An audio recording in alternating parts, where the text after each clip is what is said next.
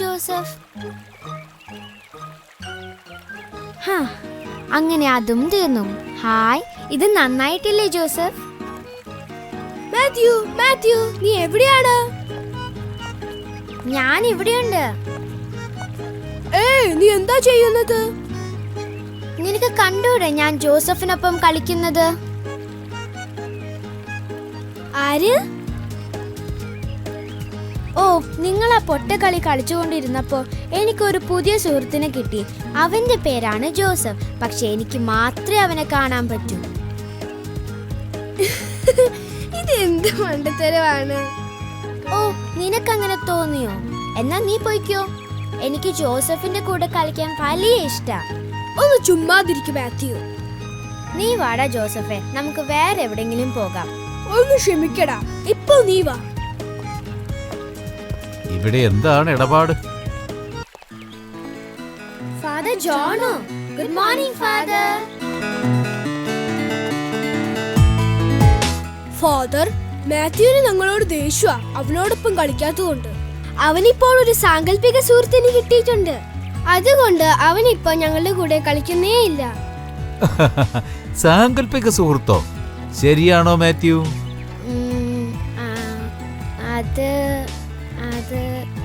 നിന്റെ സുഹൃത്തിന്റെ പേരെന്താണ്? അവന്റെ പേര് ജോസഫ് എന്നാണ്. നിങ്ങൾക്കറിയുവോ ബൈബിളിലെ ഒരു ജോസഫിനെ കുറിച്ച്? സ്വപ്നങ്ങൾ വ്യാഖ്യാനിക്കാൻ കഴിവുണ്ടായിരുന്നവൻ. ശരിക്കും അയാളുടെ പേര് ജോസഫ് എന്നായിരുന്നോ? അതെ, അയാളുടെ പേര് ജോസഫ് എന്നായിരുന്നു. യാക്കോബിന്റെ മകൻ. ഓ, അയാൾ ഇസ്രായേൽ എന്നറിയപ്പെട്ടിരുന്ന യാക്കോബിന്റെ മകനായിരുന്നോ? അതെ ലൂസി, ഞാൻ കഴിഞ്ഞ ദിവസം പറഞ്ഞ കഥ നിങ്ങൾ ആരും മറന്നിട്ടില്ലെന്ന് എനിക്ക് മനസ്സിലായി. ഫാദർ, ജോസഫിന് ശരിക്കും സ്വപ്നങ്ങൾ വ്യാഖ്യാനിക്കാൻ അറിയുമായിരുന്നോ? അതെ മക്കളെ, നിങ്ങൾക്ക് അയാളുടെ കഥ കേൾക്കണോ? വേണമച്ചോ. എങ്കിൽ ശരി, എല്ലാവരും ഇരിക്കെ.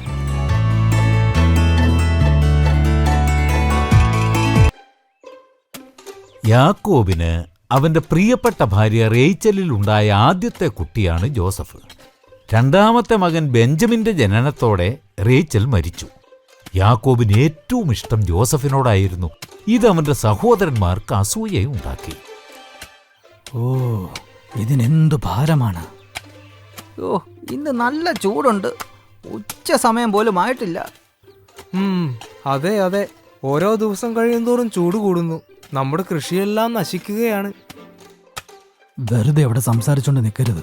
നമുക്ക് ഈ ജോലി വൈകിട്ടോടെ തീർക്കണം. അതെ, തീർക്കാം. നമ്മുടെ അപ്പൻ്റെ പുന്നാര മോൻ നമ്മളെ സഹായിക്കുകയാണെങ്കിൽ. എല്ലാവരും ഉണ്ടല്ലോ. നീ എന്താ ഇവിടെ? വെറുതെ ജോലി എവിടം വരെ ആയെന്ന് നോക്കാൻ അപ്പൻ എന്നോട് പറഞ്ഞു. അതുകൊണ്ടാണ് ഞാൻ വന്നത്. അപ്പൻ്റെ പുന്നാര മകൻ നമ്മൾ ചെയ്യുന്ന ജോലി നോക്കാൻ വന്നിരിക്കുന്നു. എന്ത്? നിങ്ങൾ എന്തിനാണ് എന്നോട് എപ്പോഴും അരിശപ്പെട്ടിരിക്കുന്നത്? വിടൂ, എന്നെ വിടൂ. ഓ, ഈ വയൽ ഇന്ന് സന്ധ്യയ്ക്ക് മുമ്പ് വിളവെടുത്ത് തീർക്കണമെന്നാണ് അപ്പൻ ആഗ്രഹിക്കുന്നത്. നമുക്കിത് ഉച്ചയോടുകൂടി തന്നെ തീർക്കാം. പക്ഷെ നീ സഹായിക്കണം. എനിക്കതിന് കഴിയില്ല.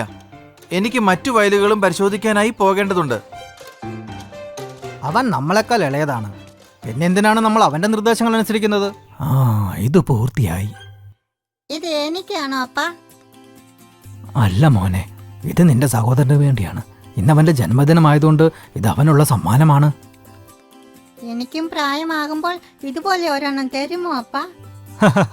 തീർച്ചയായും മോനെ, നിനക്ക് 17 വയസ്സാകുമ്പോൾ ഞാൻ നിനക്കൊരെണ്ണം തരാം. അവരുടെ പ്രശ്നങ്ങൾ എന്താണെന്ന് എനിക്കറിയില്ല.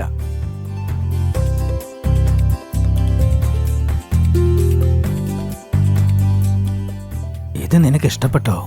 കൊള്ളാം, വളരെ നന്നായിരിക്കുന്നു. ജോസഫ്, നിന്റെ 17ാം ജന്മദിനത്തിനുള്ള സമ്മാനമാണിത്. ഓ, എനിക്ക് വളരെ നന്ദിയുണ്ടപ്പാ.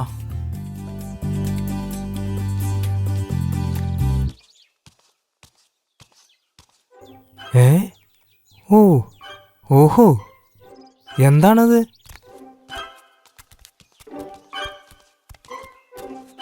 ജോസഫ് ഇട്ടിരിക്കുന്ന കുപ്പായം നോക്കൂ വിഡ്ഢികളെ.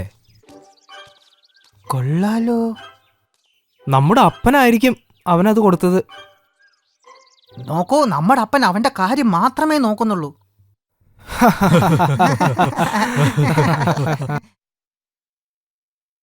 ഒന്ന് കേൾക്കൂ, ഇന്നലെ രാത്രി വ്യത്യസ്തമായ സ്വപ്നം കണ്ടു ഞാൻ.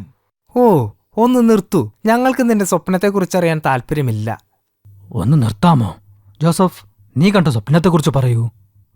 ഞാൻ കണ്ടത് നമ്മളെല്ലാവരും ഗോതമ്പിന്റെ കറ്റകൾ കെട്ടിക്കൊണ്ടിരിക്കുകയായിരുന്നു.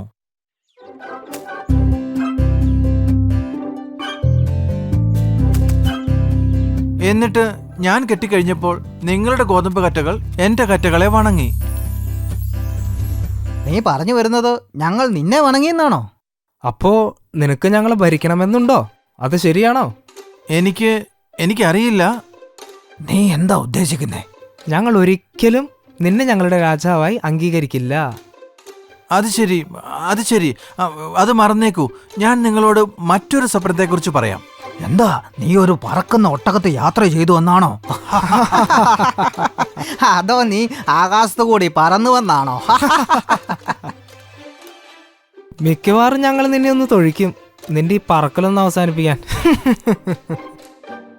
മിക്കവാറും ഒരുപക്ഷെ ഞാനിതിനെക്കുറിച്ച് ചിന്തിക്കരുത്. എന്താണെന്ന് പറയൂ ജോസഫ്. ശരി, ഞാനൊരു മല കയറിയതായാണ് സ്വപ്നം കണ്ടത്. ഞാൻ മുകളിലേക്ക് നോക്കിയപ്പോൾ സൂര്യനെയും ചന്ദ്രനെയും നക്ഷത്രങ്ങളെയും കണ്ടു. എന്നിട്ട് അവയെല്ലാം എൻ്റെ മുമ്പിൽ വണങ്ങി. ഇവന് ഭ്രാന്താണ്. പക്ഷെ അപ്പൻ എന്തിനാണ് ഈ ജോസഫിന്റെ ചിന്തകളെ പ്രോത്സാഹിപ്പിക്കുന്നത്? നിനക്കല്പം ക്ഷമ വേണം മോനെ. ഇത് ദൈവത്തിന്റെ ഇഷ്ടമാണെങ്കിൽ നമ്മളെല്ലാവരും ജോസഫിനെ വണങ്ങും. ഓഹോ, എനിക്ക് മതിയായി. അപ്പൻ പോലും അവനെ പിന്തുണയ്ക്കുന്നതാണ് കാരണം. അങ്ങനെയാണ് മഹത്തരമായ ഈ സ്വപ്നങ്ങൾ അവൻ കാണുന്നത്. യൂദ, തിരിച്ചു വരൂ. ഏയ്, ഞാനില്ല. ജോസഫ്, ശെഖേമിലേക്ക് പോയി നിന്റെ സഹോദരന്മാർ എന്താണ് ചെയ്യുന്നത് നോക്കൂ. ശരിയപ്പാ. അതൊരു ദീർഘയാത്രയാണ്, അതുകൊണ്ട് നീ നാളെ തന്നെ പോകുന്നതായിരിക്കും നല്ലത്. ശരിയപ്പാ, നാളെ രാവിലെ തന്നെ ഞാൻ പുറപ്പെട്ടോളാം. ശരി, ദൈവാനുഗ്രഹത്താൽ നിനക്ക് 12 ദിവസത്തിനുള്ളിൽ തിരിച്ചെത്താൻ പറ്റണം. അപ്പം വിഷമിക്കണ്ട, ഒരു കുഴപ്പമില്ലാതെ ഞാൻ നോക്കിക്കോളാം. അപ്പൻ നിർദ്ദേശിച്ചതനുസരിച്ച് ജോസഫ് ഷെക്കേവിലേക്ക് പോയി.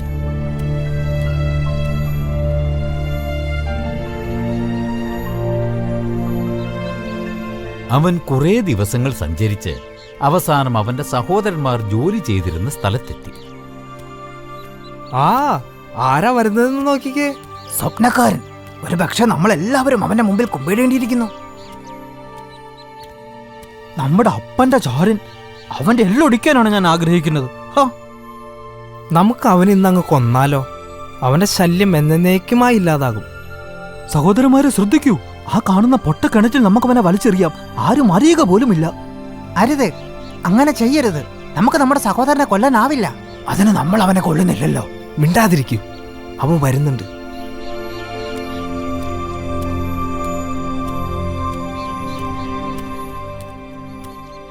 ഏയ്, എന്നെ വിടൂ. ഇത് ഈജിപ്തിൽ ഉണ്ടാക്കിയതാണല്ലേ അപ്പന്റെ പൊന്നാര മകന് വേണ്ടി. എന്നെ വിടൂ. നിങ്ങൾ എന്താണ് ഈ കാണിക്കുന്നത്? ഞങ്ങൾ എന്നേക്കുമായി ഭരിക്കാമെന്ന് നീ കരുതിയോ? അവനെ പിടിക്കൂ സഹോദരരെ. എന്നെ വിടൂ. അവനെ. ഓ, എന്നെ വിടൂ. ഒന്ന് വെറുതെ ഇരിക്കൂ സഹോദരരെ, ഇത് നമ്മുടെ സഹോദരനാണ്. അവനെ വിടൂ. ചെയ്യരുത്. ഏയ്, നീ ആ വശത്തേക്കൊന്ന് മാറി നിൽക്ക്. എന്നെ വിടൂ, എന്നെ എറിയരുത്. നിനക്ക് സ്വപ്നങ്ങൾ എന്തെങ്കിലും ഉണ്ടെങ്കിൽ പറയൂ. ശരി, അവനെ എറിഞ്ഞേക്കൂ.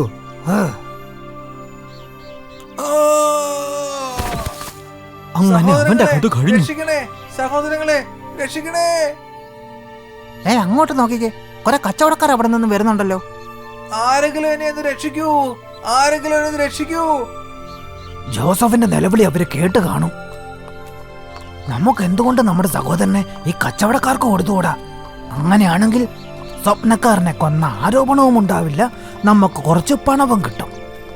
ആഹാ, അത് നല്ലൊരു ആശയമാണല്ലോ. വരൂ, ഒരു കയർ എറിഞ്ഞു കൊടുക്കൂ. അവനെ കിണറ്റിൽ നിന്നും വെളിയിലേക്ക് വലിച്ചെടുക്കൂ. ജോസഫിന്റെ സഹോദരന്മാർ അവനെ മീതിയൻകാരായ കച്ചവടക്കാർക്ക് 20 വെള്ളിക്കാശിന് വിറ്റു. കച്ചവടക്കാർ അവനെ അടിമയായി ഈജിപ്തിലേക്ക് കൊണ്ടുപോയി. സഹോദരങ്ങളെ, ദയവായി എന്നെ അവരോടൊപ്പം വിടരുതേ. കരച്ചിൽ നിർത്തിയിട്ട് നടക്കടാ.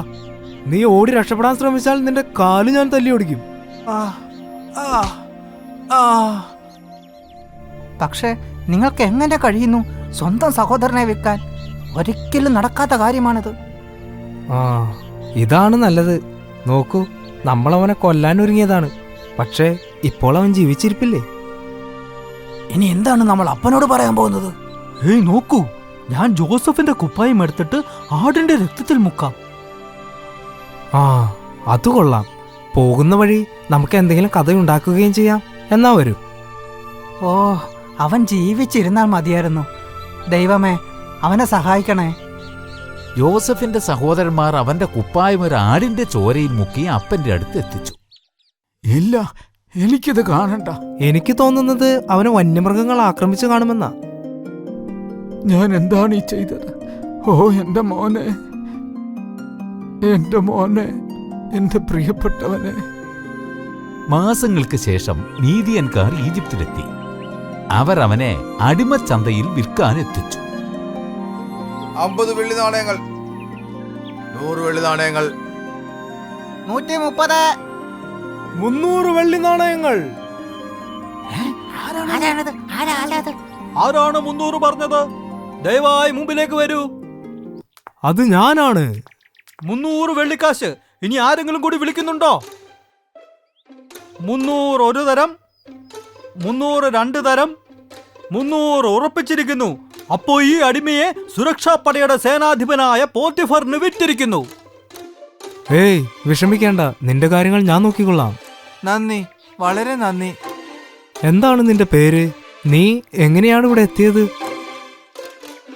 യോസഫ് തന്റെ കഥ സുരക്ഷാ ഭടന്മാരുടെ അധിപനായ പോത്തിഫറിനോട് പറഞ്ഞു. പോത്തിഫർ ജോസഫിനോട് കരുണയുള്ളവനായിരുന്നു. വയലിൽ ജോലി ചെയ്യാനാണ് ആദ്യം ജോസഫിനെ ഏൽപ്പിച്ചത്. അവന്റെ കഠിനാധ്വാനത്തിൽ സന്തുഷ്ടനായ പോത്തിഫർ അവന് സ്ഥാനക്കയറ്റം കൊടുത്ത് മറ്റു പല ജോലികൾക്കുമായി വിനിയോഗിച്ചു. വർഷങ്ങൾ കടന്നുപോയി. ദൈവം ജോസഫിനെ അനുഗ്രഹിച്ചു. അവൻ ചെയ്ത എല്ലാ ജോലികളിലും അവൻ വിജയിച്ചു. പോത്തിഫർ ജോസഫിൽ വളരെ സന്തുഷ്ടനായിരുന്നു. ജോസഫ്, ഈ വർഷം നമുക്ക് അതിശയകരമായ വിളവാണ് കിട്ടിയിരിക്കുന്നത്. നമ്മുടെ അയൽക്കാർക്ക് ഒന്നും തന്നെ കിട്ടിയില്ല. ഇത് നിന്റെ കഴിവ് മാത്രമാണ്. നന്ദി യജമാനനെ, ഇതെല്ലാം ദൈവത്തിന്റെ അനുഗ്രഹമാണ്. ഞാൻ നിന്റെ ജോലിയിൽ സന്തുഷ്ടനാണ് ജോസഫ്. ഇന്നു മുതൽ നീ എന്റെ കുടുംബകാര്യങ്ങളിൽ കൂടി മേൽനോട്ടം വഹിക്കും. യജമാനൻ പറയുന്നത് പോലെ. ഈ ഉത്സാഹം നീ കാത്തു സൂക്ഷിക്കണം. ഇപ്പോൾ നിനക്ക് പോകാം. നന്ദി യജമാനനെ. അയാൾ എത്ര സുന്ദരനാണ്. അദ്ദേഹം എന്നെ ഒന്ന് നോക്കിയിരുന്നെങ്കിൽ ഞാൻ ആഗ്രഹിക്കുന്നു. ജോസഫ് അവിടെ എത്തിയതു മുതൽ പോത്തിഫറിന്റെ ഭാര്യ രഹസ്യമായി ജോസഫിനെ ആഗ്രഹിക്കുന്നുണ്ടായിരുന്നു. അങ്ങനെ ഒരു ദിവസം പോത്തിഫർ പട്ടണത്തിന് വെളിയിൽ പോയ സമയം അവൾ ജോസഫിനെ തന്റെ മുറിയിലേക്ക് വിളിച്ചു. ജോസഫ്, ഇവിടെ. ജോസഫ്, ഇങ്ങോട്ട് നോക്കൂ. എന്താണ് എന്നെ വിളിച്ചത്? ജോസഫ്, എനിക്ക് നിന്നോട് സംസാരിക്കാനുണ്ട്. എന്താണ്? എന്ത് പറ്റി? നീ എന്റെ മുറിയിലേക്ക് കയറി വാ. നമുക്കിവിടെ നിന്ന് സംസാരിച്ചുകൂടെ? കയറി വരൂ. എന്തിനാണ് നാണിക്കുന്നത്? എങ്കിൽ ശരി. അകത്തേക്ക് വരൂ ജോസഫ്. ഞാൻ എന്താണ് കാര്യം? ജോസഫ്, ഞാൻ ഈ ജീവിതം മടുത്തു. എൻ്റെ ഭർത്താവ് വലിയ മനുഷ്യനാണ്. പക്ഷേ അദ്ദേഹം ഒരിക്കലും വീട്ടിലില്ല. അദ്ദേഹത്തിന് എനിക്കായി സമയം തരാനുമില്ല.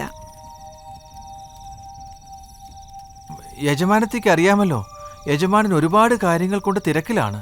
അദ്ദേഹം ഉത്തരവാദിത്വമുള്ള വ്യക്തിയല്ലേ? നിർത്തൂ, എന്നെ വിട്. നിർത്താനല്ലേ പറഞ്ഞത്? ഞാൻ പോവുകയാണ്. ജോസഫ്, ഇവിടെ വരൂ.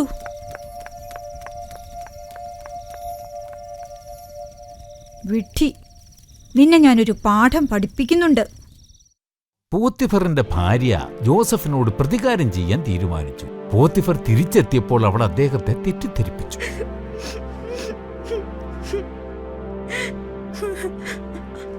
ആ വൃത്തികെട്ട ഹെബ്രായക്കാരൻ അടിമയുണ്ടല്ലോ. ജോസഫ് ആണോ? അതെ, ജോസഫ്. അവൻ തന്നെ. അവൻ കഴിഞ്ഞ ദിവസം എന്റെ മുറിയിലേക്ക് വന്നു. അവൻ എന്താ ചെയ്തത്? അതെ, ഞാൻ തനിച്ചായിരുന്നപ്പോൾ അവൻ എൻ്റെ മുറിയിലേക്ക് വന്നു. ഞാൻ കരഞ്ഞുകൊണ്ട് ഓടി. ഇതൊന്ന് നോക്കൂ. ഇത് ജോസഫിന്റെ മേലങ്കിയാണല്ലോ. നിനക്കെങ്ങനെ ധൈര്യം വന്നു ജോസഫ്? രാജാവിന്റെ തടവുകാരെ സൂക്ഷിക്കുന്ന ജയിലിൽ പോത്തിഫർ ജോസഫിനെ ബന്ധിച്ചു. എന്തിനാണ് ദൈവമേ, എന്തുകൊണ്ടാണ് എനിക്കിങ്ങനെ സംഭവിക്കുന്നത്? നീ വിഷമിക്കണ്ട ജോസഫ്, നിനക്കൊന്നും ചെയ്യാനാവുമായിരുന്നില്ല. അവളൊരു വൃത്തികെട്ട സ്ത്രീയാണ്. നമുക്കെന്ത് ചെയ്യാനാവും? നമ്മുടെ സൈന്യാധിപന്റെ ഭാര്യയായി പോയില്ലേ? നിങ്ങൾ വളരെ നന്മയുള്ളവനാണ്. ദൈവം നിഷ്കളങ്കരെ സംരക്ഷിക്കും. കുറെ വർഷങ്ങൾക്ക് ശേഷമാണ് ഈജിപ്തിന്റെ ഫറവോൻ തന്റെ പ്രമാണിമാരെ ക്ഷണിച്ചു. കാരണം അദ്ദേഹം ബുദ്ധിമുട്ടിക്കുന്ന ചില സ്വപ്നങ്ങൾ കാണുകയുണ്ടായി. അതിന്റെ അർത്ഥം വ്യാഖ്യാനിക്കാൻ ഒരാളെ തിരയുകയായിരുന്നു. പക്ഷേ ആർക്കും അത് സാധിച്ചില്ല. എന്തിവിടെ ആരുമില്ലെന്നോ? ഈജിപ്ത് മുഴുവനും ആരുമില്ലെന്നോ? നാം കണ്ട സ്വപ്നങ്ങൾ വ്യാഖ്യാനിക്കുവാൻ പ്രാപ്തിയുള്ളവർ ആരുമില്ലെന്നോ? പ്രഭു, ഞാനൊരു കാര്യം പറഞ്ഞോട്ടെ. നിങ്ങളാരാണ്? ഞാൻ അങ്ങയുടെ കാരാഗ്രഹ സൂക്ഷിപ്പുകാരനാണ് പ്രഭു. നിനക്കെന്താണ് പറയുവാനുള്ളത്? പ്രഭു, എന്റെ കീഴിലുള്ള കാരാഗ്രഹത്തിൽ ആളുകളുടെ സ്വപ്നം വ്യാഖ്യാനിക്കാൻ കഴിവുള്ള ഒരു ഹെബ്രായ തടവുകാരനുണ്ട്.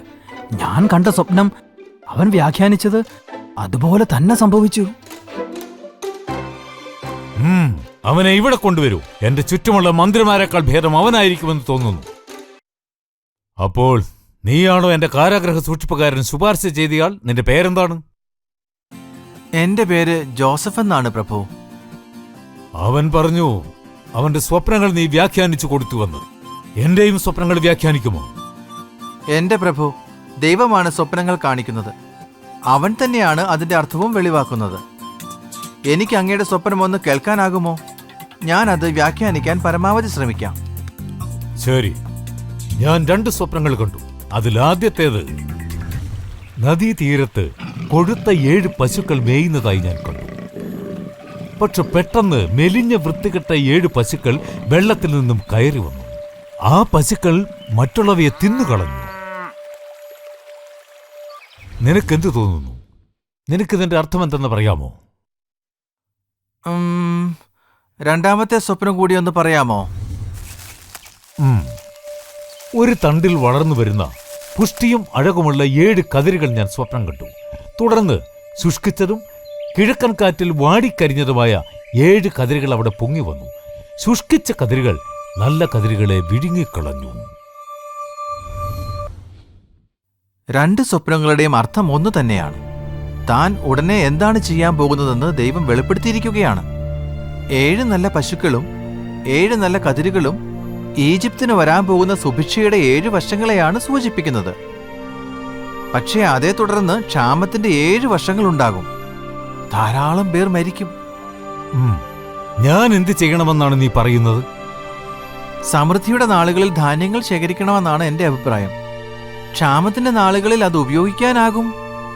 ഈ ജോലി ചെയ്യാൻ കഴിവുള്ള ഒരാളെ അങ്ങ് നിയോഗിക്കണം. നന്ദി ജോസഫ്. പക്ഷേ ദൈവത്തിന്റെ അരൂപി നിറഞ്ഞ നിന്നേക്കാൾ നല്ലൊരു മനുഷ്യനെ കണ്ടുപിടിക്കാൻ പറ്റുമെന്ന് എനിക്ക് തോന്നുന്നേയില്ല. നീ ഈജിപ്തിന്റെ ഭരണാധികാരിയായിരിക്കും. എന്റെ ആൾക്കാരെല്ലാം നിന്റെ ഉത്തരവിനെ ബഹുമാനിക്കും. നന്ദി, വളരെ നന്ദിയുണ്ട് പ്രഭു. ഇതാ ഈ മോതിരമെടുത്തുകൊള്ളു. ഈ നിമിഷം മുതൽ ഈജിപ്ത് മുഴുവൻ നിന്നേക്കാൾ വലിയവനായി ഞാൻ മാത്രമേ ഉണ്ടാവൂ.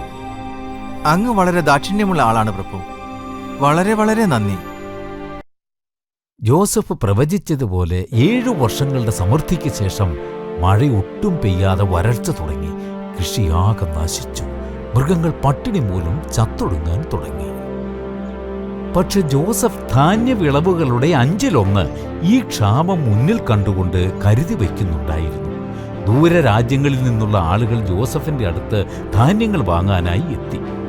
ഒരു ദിവസം കടുത്ത ക്ഷാമം മൂലം കാനായിൽ നിന്നും യാക്കോബ് തന്റെ മക്കളെ ധാന്യം വാങ്ങാനായി അയച്ചു. ജോസഫ് ആരാണെന്നറിയാതെ അദ്ദേഹത്തിന്റെ സഹോദരന്മാർ അവന്റെ ധാന്യപ്പുരയുടെ പടിവാതിക്കലെത്തി. പ്രിയനെ, അദ്ദേഹം നമുക്ക് ധാന്യങ്ങൾ തരുമെന്ന് നിങ്ങൾക്ക് തോന്നുന്നുണ്ടോ? എനിക്ക് തോന്നുന്നുണ്ട്. ആളുകൾ പറയുന്നത് അദ്ദേഹം വളരെ ദയാലുവാണെന്നാണ്. നമ്മളെ ഇങ്ങോട്ടയച്ച അപ്പന്റെ തീരുമാനം ശരിയാണെന്ന് ഞാൻ കരുതുന്നു. അതെ, അദ്ദേഹം നമുക്ക് ധാന്യങ്ങൾ തരുമെന്ന് വിശ്വസിക്കാം. മിണ്ടാതിരിക്കൂ, അദ്ദേഹം ഇവിടെയുണ്ട്. ഈജിപ്തിന്റെ ഭരണാധികാരി ജോസഫിന്റെ മുമ്പിൽ എല്ലാവരും മുട്ടുകുത്തി വണങ്ങൂ. എന്റെ സഹോദരന്മാരെന്താണിവിടെ? എനിക്കവരെ ഒരു പാഠം പഠിപ്പിക്കണം. അവർക്കൊഴിച്ച് ബാക്കി എല്ലാവർക്കും ധാന്യങ്ങൾ കൊടുക്കൂ.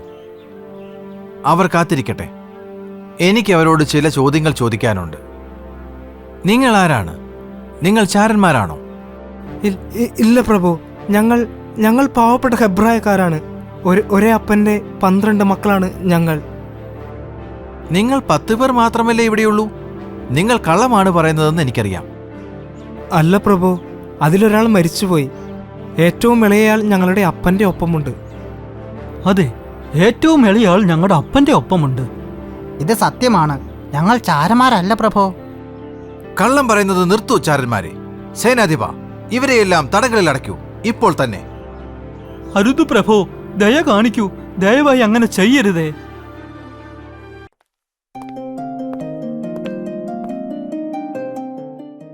പ്രഭു, ദയവായി ഞങ്ങളെ പോകാൻ അനുവദിക്കണം. ഞങ്ങളുടെ അപ്പൻ, ഞങ്ങളുടെ സഹോദരൻ, ഞങ്ങൾ മടങ്ങിയെത്തില്ലെങ്കിൽ അവരെല്ലാം മരിക്കും. ദയവായി ഞങ്ങളെ തുറന്നുവിട് പ്രഭു. ഞങ്ങൾ പാവപ്പെട്ട ഹെബ്രായക്കാരാണ്. ഞങ്ങൾ ചാരന്മാരല്ല. ശരി, ഇനി നിങ്ങൾക്കറിയണ്ട. ഒരാൾ ഒഴികെ എല്ലാവരെയും ഞാൻ പോകാൻ അനുവദിക്കാം. കാനാലിലേക്കുള്ള ധാന്യങ്ങളും നിങ്ങൾക്ക് കൊണ്ടുപോകാം. നിങ്ങളിൽ ഏറ്റവും ഇളയവനെ ഇവിടെ കൊണ്ടുവരിക. എങ്കിൽ നിങ്ങൾ സത്യസന്ധരാണെന്ന് ഞാൻ മനസ്സിലാക്കും. അപ്പോൾ മാത്രമേ ഇവിടെയുള്ളയാളെ വിടാൻ ഞാൻ അനുവദിക്കൂ. ശിമയോനെ മാത്രം ജയിലിൽ നിർത്തിയിട്ട് ബാക്കി എല്ലാവരെയും പോകാൻ അനുവദിച്ചു. ജോസഫിന്റെ ആവശ്യപ്രകാരം സഹോദരന്മാർ തിരിച്ചെത്തിയപ്പോൾ അവർ ബെഞ്ചമിനെയും കൂടെ കൊണ്ടുവന്നു. ബെഞ്ചമിനെ കണ്ട ജോസഫ് വളരെയധികം സന്തോഷിച്ചു. പക്ഷേ അവൻ സ്വയം വെളിപ്പെടുത്താൻ ആഗ്രഹിച്ചിരുന്നില്ല. അവൻ അവരെയെല്ലാം തന്റെ തീന്മേശയിലേക്ക് ക്ഷണിച്ചു. ഒരു ഗംഭീര വിരുന്ന് തന്നെ അവർക്ക് നൽകി. പക്ഷേ വിരുന്ന് തീരാറായപ്പോഴേക്കും ജോസഫ് വീട്ടുകാര്യസ്ഥനെ വിളിച്ച് അവന്റെ വെള്ളിക്കപ്പെടുത്ത് ബെഞ്ചമിന്റെ ചാക്കിൽ ഒളിപ്പിച്ചു വെക്കുവാൻ പറഞ്ഞു. ഓ, ഞാൻ കരുതി നമ്മൾ അവിടെ കിടന്ന് മരിക്കുമെന്ന്. അദ്ദേഹം നമ്മളെ പോകാൻ അനുവദിച്ചത് ഒരു അത്ഭുതം തന്നെയാണ്. നോക്കൂ ചേട്ടന്മാരെ, കുറെ പട്ടാളക്കാർ നമ്മളെ പിന്തുടരുന്നുണ്ട്. നിങ്ങളുടെ സഞ്ചികൾ തുറന്നു കാണിക്കൂ. നിങ്ങളുടെ പ്രഭു ഞങ്ങളെ ഇപ്പോൾ തന്നെ പോകാനായി അനുവദിച്ചതേയുള്ളൂ. അദ്ദേഹം തന്നെയാണ് നിങ്ങളെ പരിശോധിക്കാനും പറഞ്ഞത്. അദ്ദേഹത്തിന്റെ വെള്ളിക്കപ്പ് ഇന്നലെ വൈകുന്നേരം മോഷണം പോയിരിക്കുന്നു. പക്ഷേ അതിനെക്കുറിച്ച് ഞങ്ങൾക്ക് ഒന്നും അറിയില്ല. ഇവിടെയുണ്ടാങ്ങുന്നേ, ഞാനത് കണ്ടുപിടിച്ചു. നിനക്കിതിനെ കുറിച്ച് ഒന്നും അറിയില്ലല്ലേ? നീ ഈ ചെയ്തതിന് നിന്നെ തൂക്കാൻ പോവുകയാണ്. എന്റെ പ്രഭു, ഞാൻ കള്ളന്മാരെ പിടിച്ചുകൊണ്ട് വന്നിട്ടുണ്ട്. ഇല്ല എന്റെ പ്രഭു, ഞാൻ ഒന്നും മോഷ്ടിച്ചിട്ടില്ല. ഇല്ല എന്റെ പ്രഭു, ഞങ്ങളെ ദയവായി കൊല്ലരുത്. ദയവായി പോകാൻ അനുവദിക്കണം. ഞങ്ങളുടെ അപ്പനെ നോക്കുവാനായി വേറെ ആരുമില്ല. ഞാൻ ഒന്നും ചെയ്തിട്ടില്ല.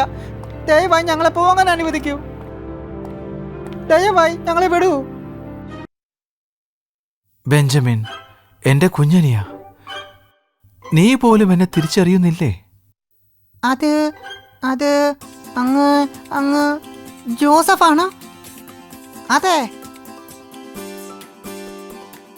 അതെ, എന്റെ അനിയ, ഞാൻ തന്നെയാണ്. ജോസഫ്? ഇത് നമ്മുടെ സഹോദരനോ? പക്ഷേ ഇത് നീ തന്നെയാണോ? ഞങ്ങളോട് ക്ഷമിക്കൂ സഹോദര. നിങ്ങൾക്ക് കുറ്റബോധം തോന്നേണ്ട ആവശ്യമില്ല.